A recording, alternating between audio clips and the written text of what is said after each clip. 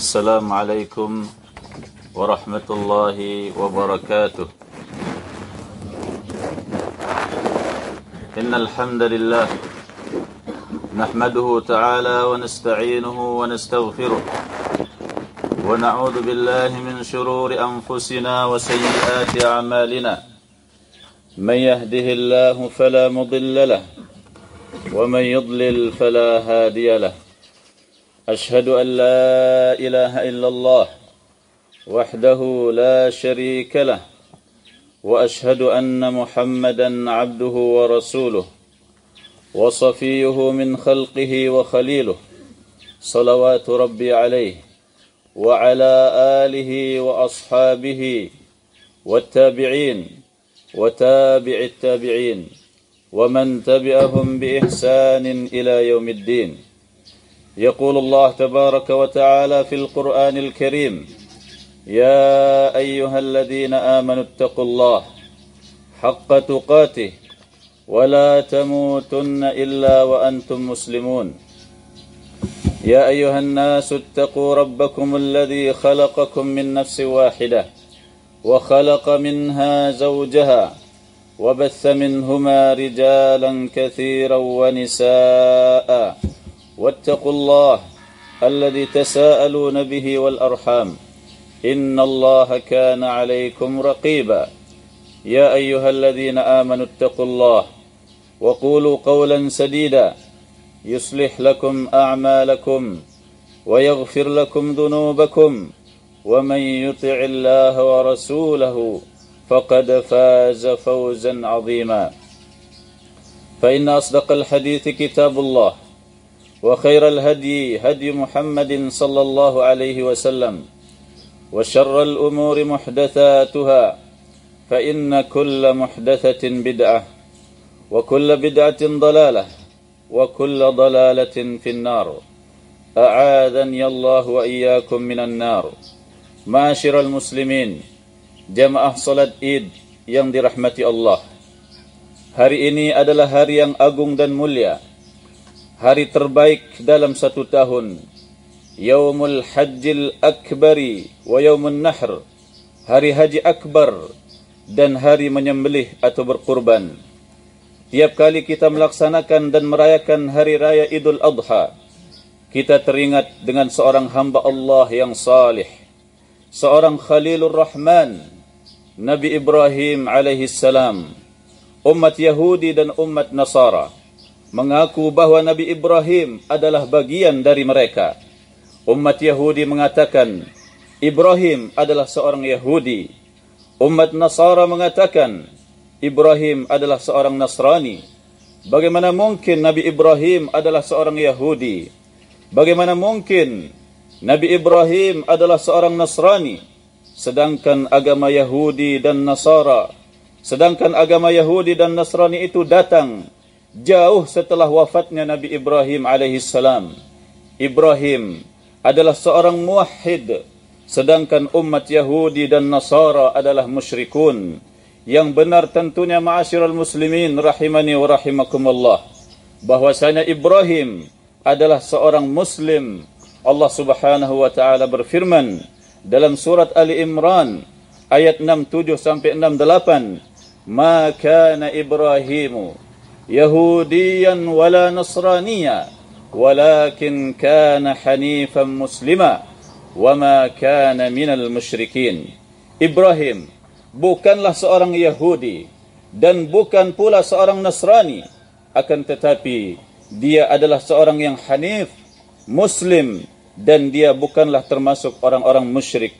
Inna awlan nasi bi Ibrahim alladhina ittaba'uhu wa hadha an-nabi walladzina amanu wallahu waliyul mu'minin.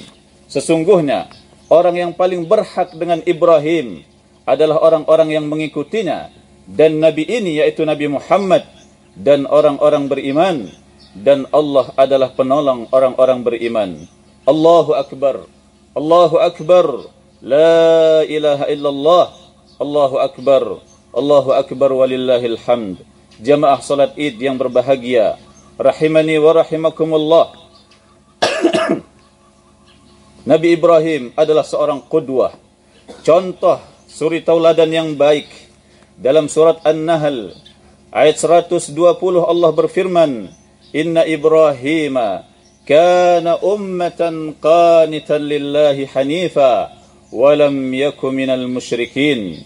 Sesungguhnya Ibrahim adalah seorang qudwah, terus menerus di atas ketaatan kepada Allah, lurus di atas tauhid, dan dia bukanlah termasuk orang-orang musyrik. Beliau adalah qudwah dalam segala aspek kehidupan. Dalam hal keberanian dalam menyuarakan al-haq, beliau satu-satunya muslim pada masanya. Namun hal ini tidak menjadikannya takut dan gentar. Bahkan beliau membakar patung-patung yang disembah oleh para raja dan manusia di kala itu, hingga hal ini menyebabkan beliau dibakar hidup-hidup. Namun ma'asyiral muslimin, seluruh makhluk yang ada di jagat raya ini adalah milik Allah, termasuk api. Kobaran api yang dahsyat dan panas Allah jadikan dingin dan sejuk bagi Ibrahim. Allah Subhanahu wa taala berfirman, "Qul ya naru kuni bardan wa salaman ala Ibrahim." Kami katakan, wahai api, jadilah kamu dingin dan penyelamat bagi Ibrahim. Allahu akbar. Allahu akbar.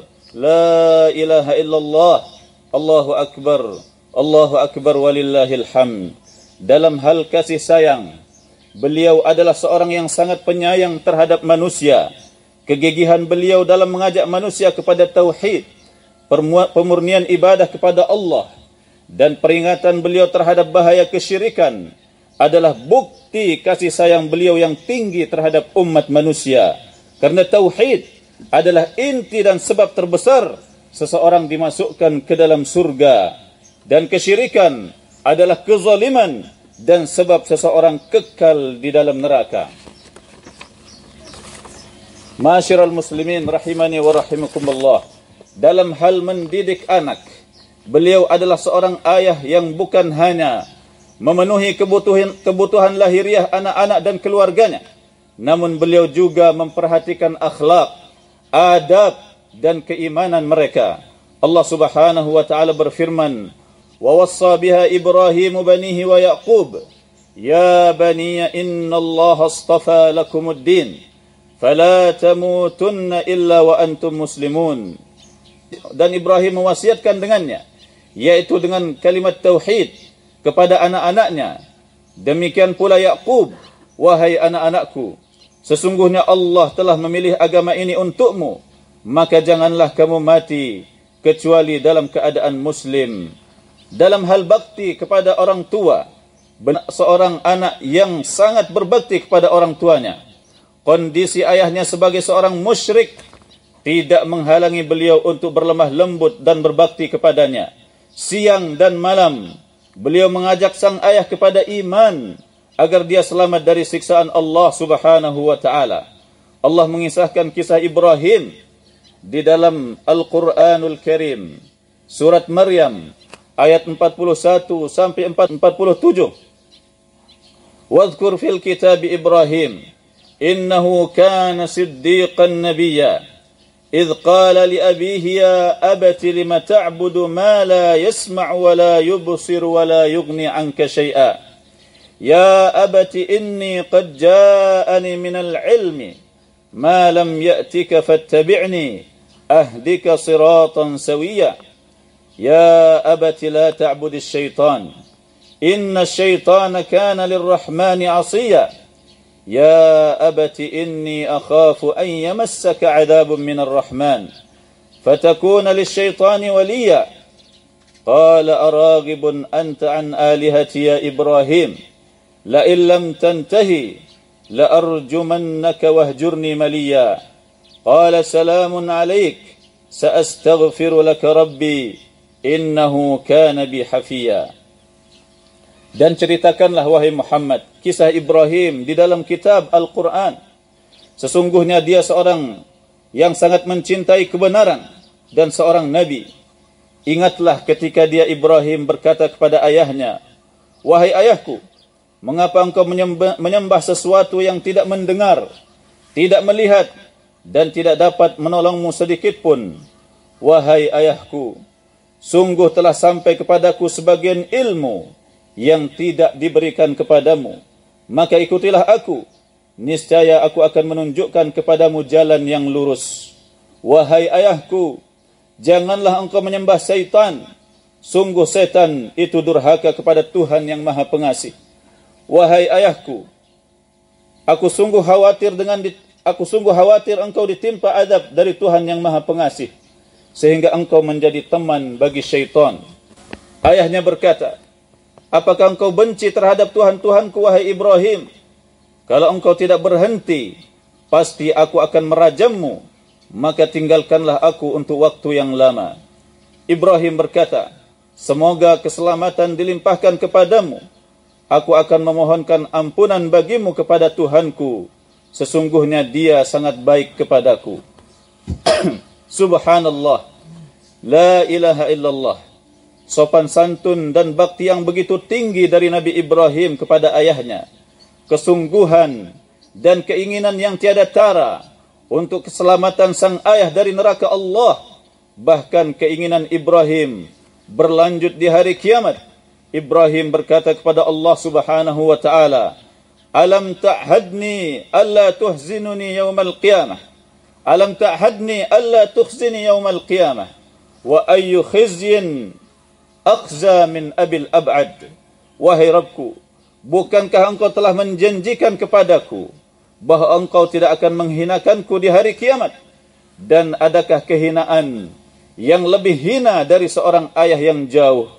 Allah Subhanahu wa taala berkata, "Inni haramtul jannata 'alal kafirin." Sungguh aku haramkan surga bagi orang-orang kafir. Lakin inzur tahta qadamaik. Akan tetapi lihatlah apa yang ada di bawah kedua kakimu.